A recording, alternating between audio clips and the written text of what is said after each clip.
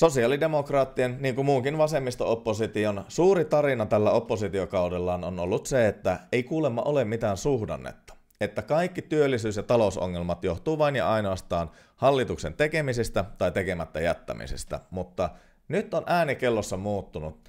Kuunnellaanpa mitä demareiden Joona Räsänen, talousosaaja, sanoi demareiden vaihtoehtobudjetin julkistustilaisuudessa.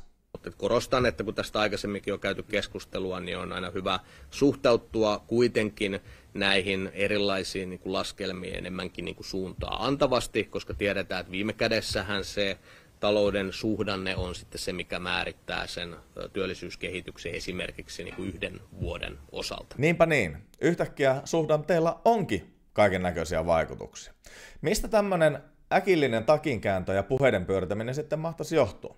No se johtuu siitä, että demarit on johdossa gallupeissa ja he on jo keskenään jakanut ensi hallituskauden ministerisalkut, vaikkei vaaleja edes ole vielä käyty, ja nyt on alkanut käsi puristaa mailaa aivan hurjalla voimalla. Tietysti suhdannetta voi ruokkia hyvällä politiikalla, esimerkiksi vapauttamalla työmarkkinoita ja järkeistämällä työn verotusta, niin kuin oikeistohallitus on tällä kaudella tehnyt. Politiikkaa, jota demarit ja muu vasemmisto on kategorisesti vastustanut alusta loppuun.